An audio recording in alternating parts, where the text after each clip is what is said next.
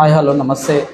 నేను మీ చుక్కా Saidulu, Telangana lecturers forum రాష్ట్ర ఉపాధ్యక్షులు.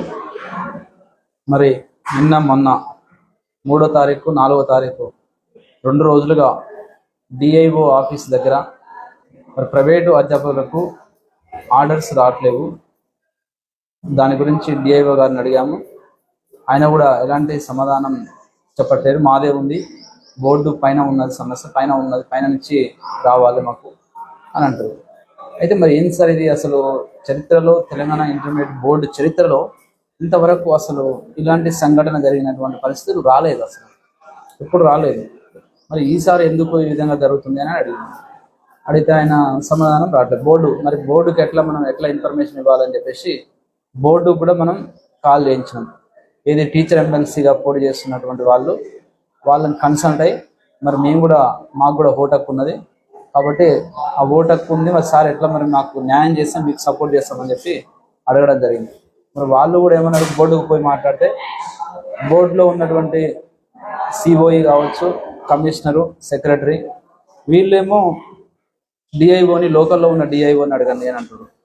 మరి బోర్డు అనేటువంటిది, ఇంటర్మీడియట్ బోర్డు ఒక్కొక్కరికి, గవర్నమెంట్ లెక్చరర్కి, ప్రభుత్వ అధ్యాపకునికి ఒక్కొక్కరికి 12 రోజుల డ్యూటీలు వేసారు. చరిత్రలో లేదు అసలు. బోర్డ్ ఆఫ్ ఇంటర్మీడియట్ రూల్స్ ప్రకారము 12 రోజుల స్పెల్స్ వేయడం అనేటువంటి, అంటే 3 స్పెల్స్ వేయడం అనేటువంటిది లేదు, ఎక్కడ లేదు. ఇది ఒకసారి గమనించండి. అంటే బోర్డు అనేది ఆదిలోనే, ఇప్పుడు స్టార్టింగ్, ఇది ప్రాక్టికల్ ఎగ్జామ్ స్టార్టింగ్ అంటే స్టార్టింగ్లోనే తప్పులు చేస్తుంది.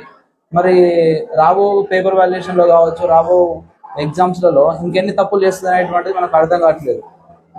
ఈ కాంగ్రెస్ ప్రభుత్వం అనేది మనం కోరి తెచ్చుకున్నటువంటి ప్రభుత్వంలో ఈ విధంగా మన నిరుద్యోగులు, ప్రభుత్వ అధ్యాపకులు, అందులో సగం మంది కాంట్రాక్ట్ వాళ్ళే, వాళ్ళకి కేసీఆర్ మధ్యలో నడవంతరంగా కొంతమందికి రెగ్యులర్ చేసిపోయిండు. వాళ్ళు రెగ్యులర్ వాళ్ళు కొంతమంది, మరి వాళ్ళేసి గెలవలేక ప్రభుత్వం మన నిరుద్యోగులు, ప్రైవేట్ టీచర్స్, ప్రైవేటు అధ్యాపకులు మేమేసి ఈ ప్రభుత్వాన్ని నిలబెట్టినాం, తీసుకొచ్చినాం అధికారంలోకి.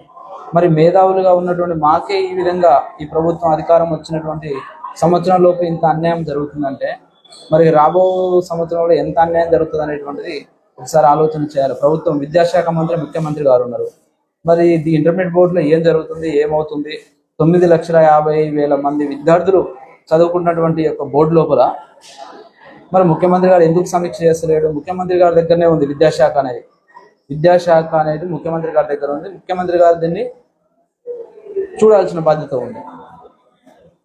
ఈ ప్రాక్టికల్స్ సంబంధించింది మాత్రం